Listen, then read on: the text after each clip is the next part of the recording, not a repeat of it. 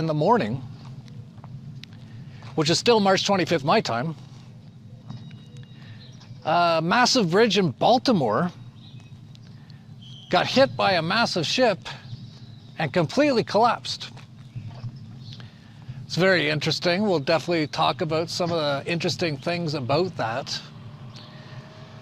Perhaps the first most interesting thing is that in the Obama movie, I actually never really paid attention to the name, something about Leave the World Behind or something. It's kind of interesting. I think it started off, all this stuff happening, with a big tanker ship that had its power cut out, and it basically crashed. It's quite amazing how these things all seem to happen.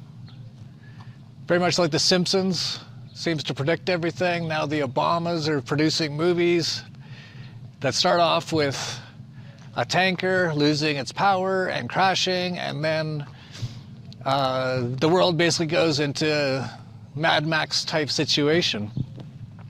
And there's lots of interesting things about this, by the way. This person wrote, "The Key Bridge collapse ritual is absolutely undeniable. The bridge collapse happened at 1:28 a.m. The bridge is named after Francis Scott Key, who's the person who wrote the national sing-along, the Star Spangled Banner. The bridge collapsed 128 days before his birthday. In gematria, bridge collapse equals 128. It happened in Maryland. Maryland equals 128. Obama's movie about a blackout began with a cargo ship named White Lion. White Lion equals 128. Power grid equals 128. The lights went off and on before the cargo ship Dali hit the bridge. Obama's movie came out on 12/8, 128, December 8th. The ship was named Dali after Salvador Dali. Salvador Dali had a famous painting called The Broken Bridge and the Dream. The Broken Bridge and the Dream equals 128. It's interesting how there's always stuff like that involved in these sort of things. But I find this much more interesting, that Mitch McConnell has a sister-in-law who's like a Chinese spy or something. And she died just like a little over a week ago, maybe 2 weeks ago now. She was apparently drunk, according to the narrative, the story, drunk in her Tesla and backed it into a lake and couldn't escape because the windows are like shatterproof or something. Well, it turns out that person who died 2 weeks ago was the CEO of the company that owns the ship that hit the bridge. There's always so many interesting things. So could they have taken her out in some sort of ritual right before they're going to do this? Or maybe she knew? But one way or another, this is all part of the Build Back Better. You got trains crashing every day, planes having all their parts flying off, now ships hitting bridges and knocking down the entire bridge almost. Now, I'm not saying this was planned, but we're going to get into it because there's actually a lot of evidence of that. But it also could be something related to DEI, D-E-I, with so many people getting jobs that aren't qualified for them. The Titanic. Mom, what does DEI mean? Didn't earn it. Diversity, equity, and inclusion have morphed into perversity, insanity, and delusion. So you have a ship crash into a major bridge. We'll get into how major this is in a second. But it's a major infrastructure of the US.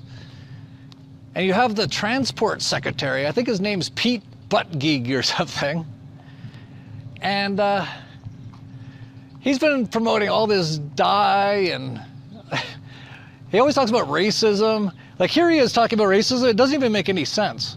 if an underpass was constructed such that a bus carrying mostly black and Puerto Rican kids to a beach, or it would have been, in New York was designed too low for it to pass by, that obviously reflects racism that went into those design choices. I don't think we have anything to lose by confronting that simple reality, and I think we have everything to gain by acknowledging it and then dealing with it, which is why the Reconnecting Communities, that $1 billion, is something we want to get to work right away. So was the bridge racist or the bus? Oh, you can't make this shit up. What a racist bridge. No longer racist. Do we care the ship's name is Dali and there's a Salvador Dali painting called The Broken Bridge and the Dream? Now, what I found interesting about this bridge thing is that as soon as it had happened and became known, all the media and all the government people all came out within minutes or hours without looking into anything, and they all said this is not terrorism, this is not an attack, this is just an accident, which is pretty incredible considering just how fast, well, first of all, the ship did this crazy U-turn and gunned it. Like, you can see the black smoke coming out, and gunned it right at the bridge, right at the one, like it could have missed, there's hundreds and hundreds of feet on either side, and it just nails the one thing holding up the bridge. And the mayor even came out, and when I saw this, I was like, when's the mayor coming on? Because it looks like a 20-year-old kid from like the ghetto. But no, the mayor of Baltimore, he's actually 39. He looks like 20. And he wears stuff that you would wear in like the ghetto. Came out right away, said it's all an accident, and they're looking after it all. Everyone, this is a unthinkable tragedy. We have to first and foremost pray for all of those who are impacted, those families.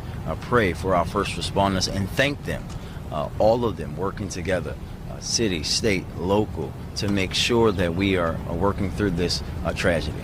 This is an ongoing active research that we're having right now.